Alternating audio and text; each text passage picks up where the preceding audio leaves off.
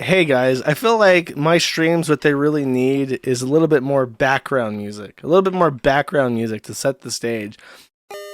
Let's hear what the Roach has to say.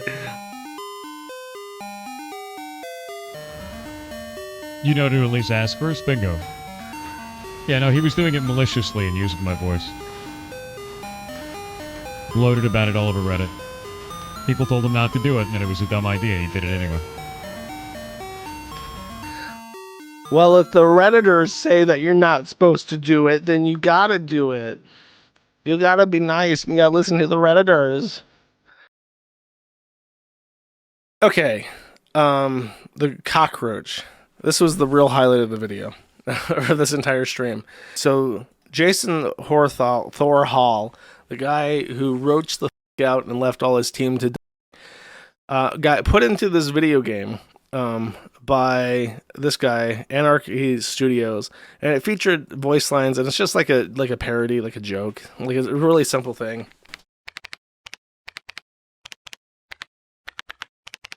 As much as you're angry right now, of course I ran.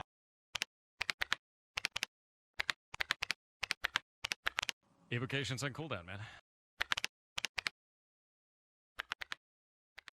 So, the guy that made this immediately got a DMCA from Pirate Software, complaining that his voice lines were not permitted to be used. Pirate Software, who, as I will remind you, is not using that name because he is pro-piracy. He's actually explicitly anti-piracy and super cucked on IP law. He picked Pirate Software specifically so that when people search like pirate game name, his plays and his videos will come up as a result because of the word pirate in his name. So he's a basically. I did talk about the DMCA. I talked about that. What I did not know is that there was actually more to it. What you're watching, this video, was actually a demo. This video was put out by the creator of the game, but he put out on Reddit just as a meme that he had added the Roach Boy as a character in his streamer parody game.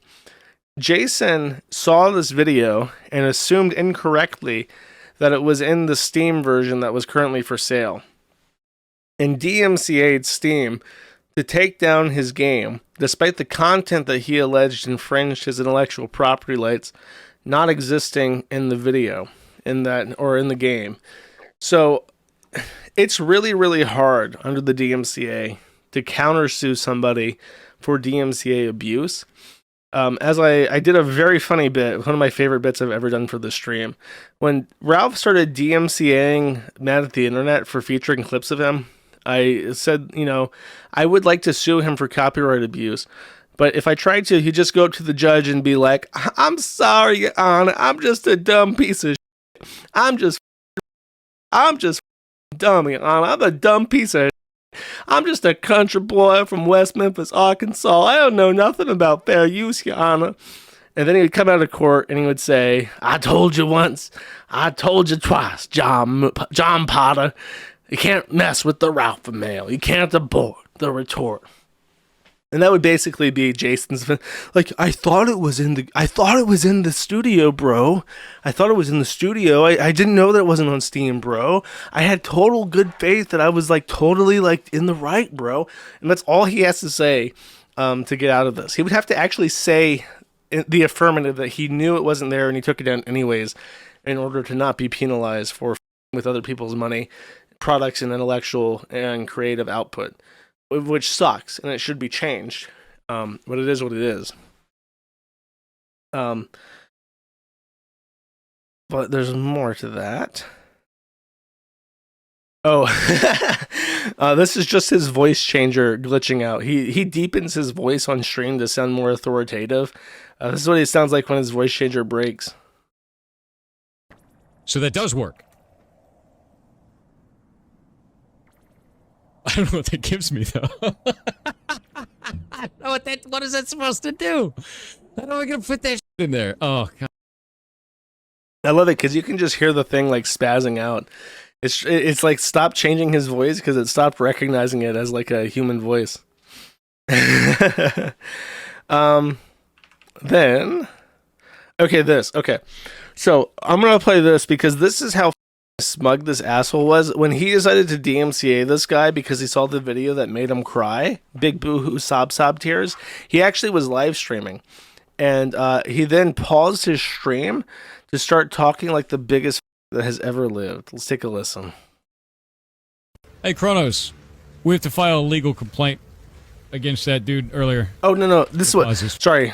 This was after he received an email from Steam that they were putting his game back on the Steam storefront because they because he had counter DMCA. So this was his reaction to being told no by Steam. Someone stands up to this loser and says, no, you're not going to get your way. This was his immediate reaction. This is his real human reaction to being told no by another adult for the first time ever. For a moment.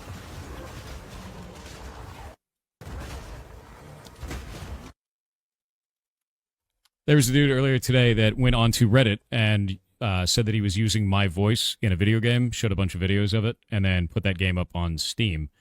A lot of people in the thread told him not to do that, that would end up being a legal problem for him. He did it anyway. So I filed a DMCA claim, and he has now filed a counterclaim against me. We're going to take you to court. You're going to lose. You cannot use somebody's likeness or voice in any way inside of your games without their permission. Wrong. You can use voices and likeness for creative purposes without permission, as long as it is a fair use. Parody and ridicule are the most quintessential fair uses in this country. If you can't say something negative about somebody, if you can't make fun of somebody, then you don't really have a First Amendment right. If you can only say nice things about people, then you don't really have a First Amendment right. It is quintessential fair use. It is quintessential First Amendment constitutionally protected speech to make fun of people, to degrade and deride people, as long as you're not telling harmful lies, as long as what you're saying is clearly a parody or just making fun of somebody. You absolutely can use voice lines in your game. It's a really stupid thing to do. Incredibly so. So I'm going to send this over to Kronos now because he is a lawyer in copyright law. That is his job. Kronos, we have 14 days to respond to this. Forwarded.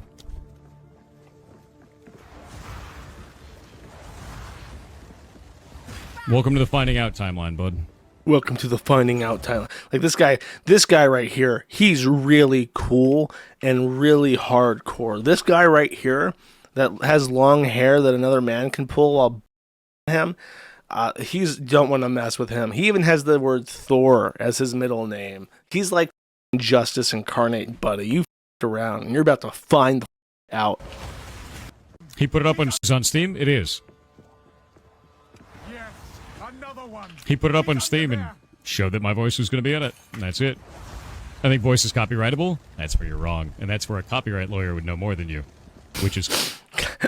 The way he talks honestly wants me. It raises like a primal hatred in me. Somebody has failed you in not humbling you in your life. He just has that kind of personality where he's just like it conjures like primal instinct to put him down. Kronos. Yeah. Unfortunate. Yes, it is self-defense even if you have representation.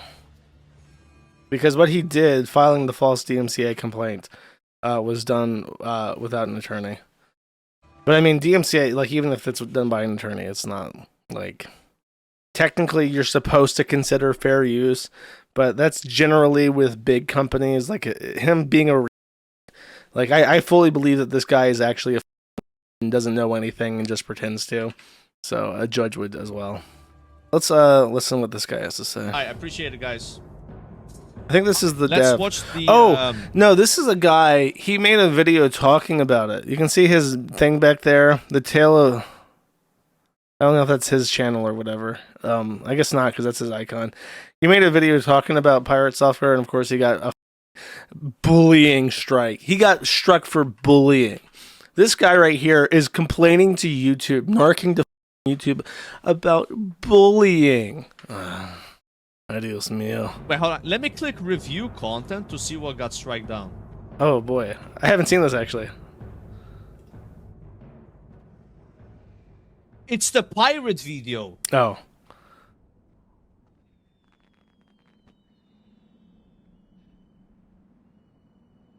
Yeah. Harassment and cyberbullying policy.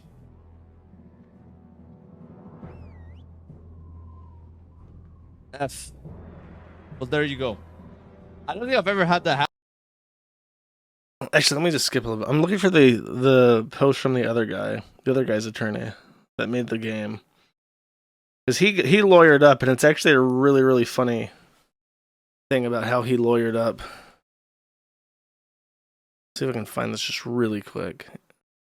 So the guy that made the game, as soon as he got DMCA'd, a guy reached out to him, and I need to go find out who it is because I would love to reach out to him and get him on our side as far as the 501c4. He got an attorney who specializes in copyright and fair use to reach out to him and represent him pro bono. So if Jason decides to move ahead with suing him for copyright infringement, the other guy already has representation ready to go for free, which is awesome. Honestly, the DMCA is probably one of the most stifling anti-creativity and anti-free expression laws that has ever been conceived, and it needs to be broken and scattered to the wind. So it's nice to see that there are people who are trying to help with stuff like this. By the way, while I was dealing with Pirate Software, he was not, of course, talking about his ongoing vexatious litigation and harassment of indie game devs. He was instead talking about toilets on social media. He was saying here in response to an advertisement for a toilet that it's an insane claim, to be honest, that this toilet can flush 7 billiard balls in a single flush. I have learned, by the way, that this is not an insane claim. Someone made a reply to this post saying, actually, I work in an insane asylum, and we use these toilets specifically because they are vacuum powered, and they are capable of handling the things that our inmates flush down the toilet. So, it is not an insane claim. It is actually a very good toilet. I've always appreciated that the company that makes toilets in the U.S. is called the American Standard. We need to export this standard to India so that the Indians may enjoy the American standard at home as opposed to in the United States, which is, I assume, is why they come over here to enjoy our wonderful toilets. Anyways, the point of this was that this guy responded and said, "Get them as a sponsor and test it on stream, Lamau." I was intrigued by his combination of avatar and username. His name is Shy Daddy VTuber ETA TBD Gaming Anime Horror. I go over to his profile. He's a 38-year-old dad who does an 18-plus VTuber persona called Shy Daddy. And this is his profile picture. I'm sure this guy looks exactly like his character. He sits in a gothic throne and says, "It's on your knees." So he says 38-year-old dad who does streaming, but not really. It's to be determined. Oh, he says he's taken. So he puts all this other shit first. He puts his stuff first and then says taken. So I was going to say it's kind of interesting that he's a dad, but he's also not married. I don't know. I guess not taken doesn't mean married. I guess you would just say married if you were actually married. But then he's taken, but he still does this. I wonder if she knows about the Shy Daddy profile. By the way, I have been informed by the VTuber Consortium that when somebody has a dead-end VTuber profile on Twitter, and they're calling themselves a VTuber, but they still aren't streaming. Like, this account has been around since May 2022. He's a VTuber, but he is still not streaming as a VTuber. The official appropriate VTuber name for this type of person is a VTweeter. And I've also been informed that it is a great shame.